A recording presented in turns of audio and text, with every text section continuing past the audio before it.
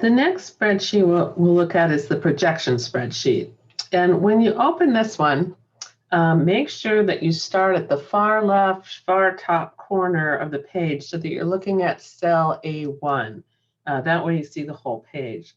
And you should be looking at the top of the page, which is the profit and loss projections. But if you scroll down the page, you'll see the following sections. You'll see cash flow, and then break-even sales and personal living and the benefits analysis. So I'm going to bounce around in this spreadsheet a bit just to show you where all the SSA information is entered in track. So bear with me here. Most of the SSA information used in the benefits analysis section comes from the data that you entered into the SSA info tab, in that earlier tab that we looked at. However, there's some additional information that must be, that must be entered into the projection spreadsheet as well. So all of the data entry occurs in this SSDI section of the benefits analysis. And to find this, just scroll down to line 17 or row 17 through 124 here on your spreadsheet. This is the SSDI info section in the benefits analysis section. So cells where data can be entered are highlighted in yellow, the same as they were on the financial sections of this spreadsheet.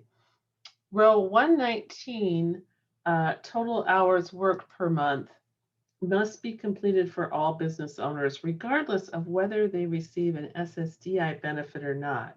The number of hours worked per month does factor into the SSDI benefits analysis to calculate trial work, but more importantly, it factors into the VR stability enclosure analysis. So this is why it needs to be completed for all business owners.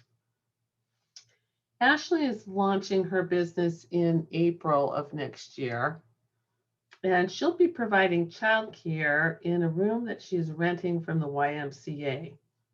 Initially, she plans to work for about 2.5 hours a day from 8:45 to 11:15 a.m., which she found from her market's research is when most working moms are at the YMCA.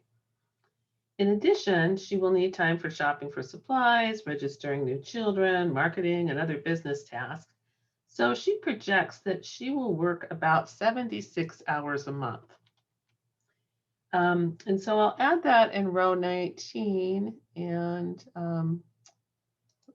drag that across. Oops. There we go.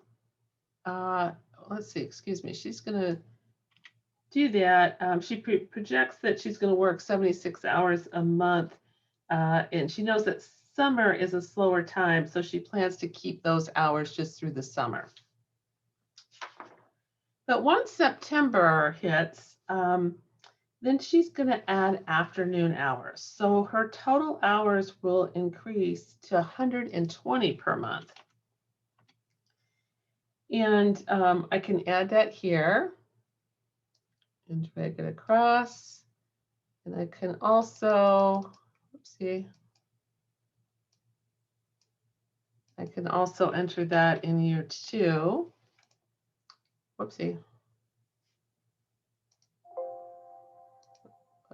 Bear with me here. Put that in year 2.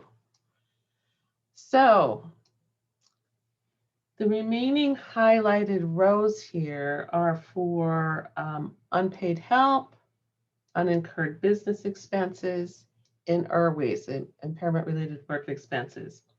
And you can track those SSDI work incentives as well.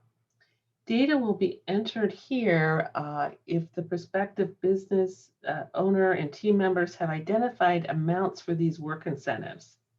Most business owners will likely be receiving unpaid help, and anyone receiving initial funding from VR may also at least have some initial unincurred business expenses. So figures should appear in these rows in that case. So let's say that Ashley has negotiated for the billing to run through the YMCA as part of her rent. but she'll still need a bit of support with this. Ashley's mom has agreed to help, and they anticipate this taking approximately 8 hours per month, valued at $20 per hour, or $160 a month worth of unpaid help. I can enter that into row 120, and again, oops, all the way across. She doesn't have any unincurred business expenses or IRWAs, so that's what it looks like for Ashley.